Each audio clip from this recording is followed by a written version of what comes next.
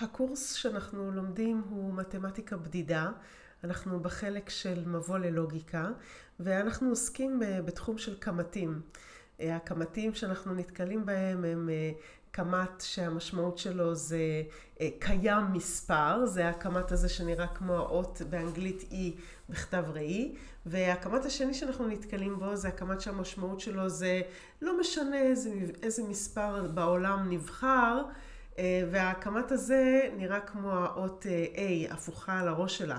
וראינו בסרט קודם שהעליתי, שלפעמים כשיש לנו ביטויים שונים עם הכמתים האלה, אז אומרים לנו בהתחלה לשים את הסימן של שלילה, או negation, או מינוס, או not, והסימן הזה נראה ככה.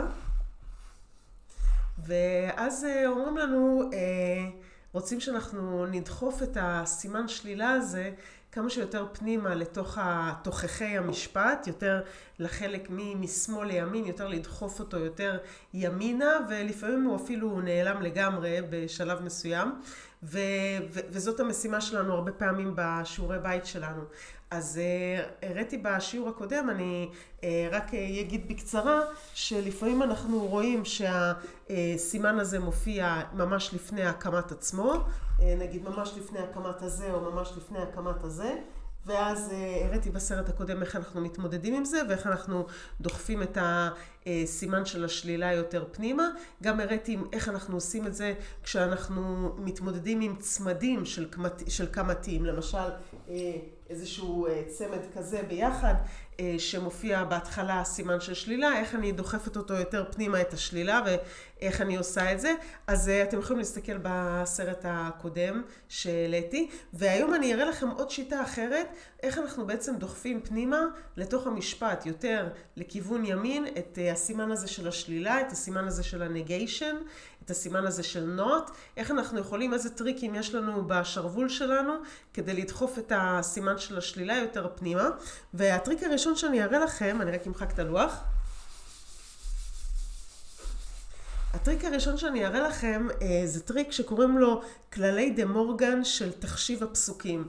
ומה שקורה זה איזשהו דבר ששווה להכיר אותו, והוא עוזר לנו לדחוף את הסימן של השלילה יותר פנימה. ואני אראה לכם למה הכוונה. יש לו שני צורות לכללי דה מורגן של תחשיב הפסוקים האלה, ואני אראה לכם למה הכוונה.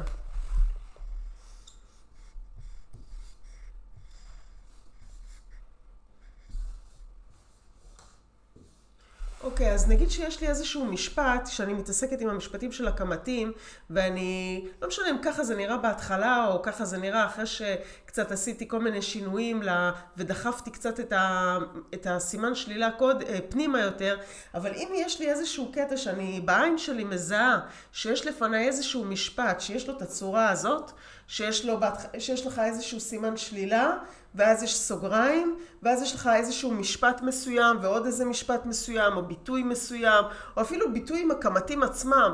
האמת שזה, ה-P וה-Q האלה, הם פשוט באים לסמן את זה שיש איזשהו ביטוי כלשהו, זה יכול להיות ביטוי עם כמתים או בלי כמתים, או לא משנה תכלס אפילו מה זה.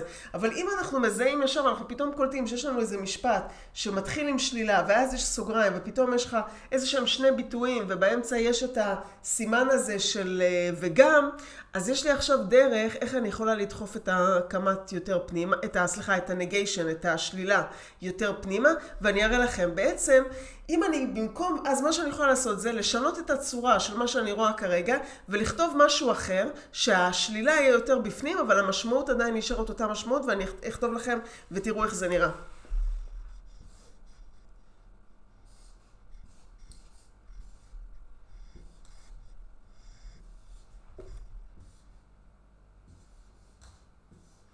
בעצם שני המשפטים שכתבתי, זה שלמעלה וזה שלמטה, הם שניהם זהים. אני יכולה לכתוב כל אחד מהם, המשמעות נשארת אותה משמעות. רק ההבדל הוא שאם אני במקום לכתוב את זה בצורה הזאת, אכתוב את זה עכשיו בצורה הזאת, זה נקרא שדחפתי פנימה את השלילה. למעשה הכנסתי יותר את השלילה, אמנם עכשיו יש לי שני שלילה ולא רק אחד, אבל הם נחשבים שהם יותר בפנים. זה למעשה מקדם אותנו בשיעורי בית שאנחנו צריכים לעשות, כשאנחנו צריכים לדחוף את השלילה יותר פנימה. אז אני רק אראה שבעצם המשפט הראשון שיש לי הוא משפט משפט שמתחיל בשלילה מחוץ לסוגריים, ובאמצע יש לי את הסימן גם. השיטה השנייה שאני רושמת, ושני המשפטים האלה הם זהים, שתבינו, זה אותו דבר, זה רק דרך שונה לרשום את זה, זה מה שנקרא כללי דה מורגן של תחשיב הפסוקים, ופשוט כאן הכנסתי את השלילה הזאת, פה קרוב קרבתי אותה לביטוי הראשון, פה קרבתי אותה לביטוי השני, שמתי פה שלילה לביטוי השני, אבל שימו לב לא לפספס, הסימן פה באמצע הוא כבר לא וגם, עכשיו הוא או. אז חשוב לא לפספס את העניין הזה, לשנות פה את הקשר הזה באמצע, הוא כבר הפך לבאו. אתם שמים לב להבדל? זה לא אותו סימן, זה לא אותו קשר. צריך לשים לב לזה. אז הנה, אם אני עכשיו קולטת במשפט שלי איזשהו מבנה של משפט שנראה כמו הדבר הזה, אני כבר יכולה לדעת שאני יכולה עכשיו לרשום את זה אחרת בצורה הזאת. עשיתי משהו, אני יכולה לתפוך לעצמי על השכם, עשיתי משהו כדי לקדם את השלילה יותר פנימה, וזה יקדם אותי בדרך לפתרון. ועכשיו אני אראה לכם את הגרסה האחרת של אותו כלל בדיוק, שגם זה בעצם הצד השני של אותו מטבע, אני מראה לכם.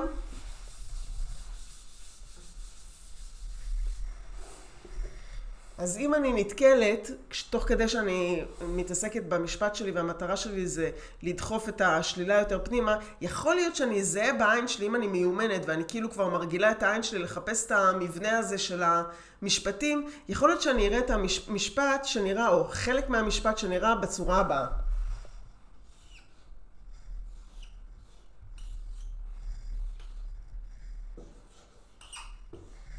זה קצת דומה למה שרשמתי קודם, אבל זה שונה בזה שקודם ציירתי לכם פה ציור עם וגם באמצע, ועכשיו אני מציירת לכם ציור עם או באמצע. אז אם אני מזהה בעיניים שלי, בזמן שאני עכשיו נמצא לפני איזשהו משפט עם כמתים, אני מזהה משהו שנראה ככה, בהתחלה שלילה, ואז סוגריים, ובאמצע איזה שהם שני ביטויים כלשהם, לא משנה אפילו מה הם, עם כמתים, בלי כמתים, עם נעלמים, בלי נעלמים, לא משנה, איזה שהם שני ביטויים שבאמצע יש להם ואו, אני יכולה לכתוב את זה בצורה אחרת, שהשלילה יותר נדחפת פנימה, ואני אראה לכם איך נראה המשפט הזה.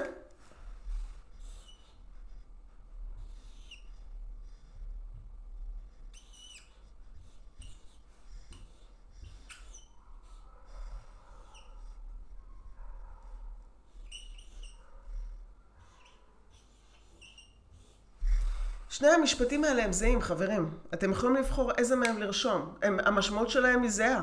ההבדל הוא שאם אני ארשום את זה בצורה הזאת... סליחה, פספסתי פה משהו. סליחה, זה טעיתי, לא צריך את זה. אם אני רושמת את זה בצורה הזאת, זה נחשב שדחפתי פנימה את השלילה.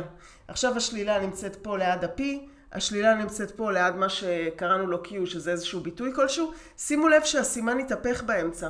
זה קודם התחלנו עם ואו, עכשיו הסימן הוא וגם. לשים לב, לא לשכוח להפוך את הסימן הזה, להפוך את זה מה וגם לאו. אז אנחנו בעצם רואים ששני המשפטים האלה, המשמעות שלהם זהה, אבל בקונטקסט הזה שהמטרה שלי היא לדחוף את השלילה יותר פנימה, אם אני מזהה בעיניים שלי איזה משהו במשפט לפניי שמזכיר לי את הצורה הזאת של מה שאנחנו רואים עכשיו, עם השלילה ועם איזה שהם שני ביטויים שבאמצע יש ואו, אין לי בעיה, אני יכולה להחליף את האופן שבו אני רושמת את זה, לרשום את אותו דבר בצורה הזאת, המשמעות נשארת אותה משמעות, אבל התקדמתי במטרה שלי לדחוף את השלילה יותר פנימה. יש עוד דברים שאנחנו יכולים לעשות כדי לדחוף את השלילה יותר פנימה ולענות בצורה מוצלחת על הסוג הזה של שאלות ששואלים אותנו בקורס של מתמטיקה בדידה, ואני אראה לכם את השיטות הנוספות בסרטון הבא, אני מחכה לראות אתכם שמה.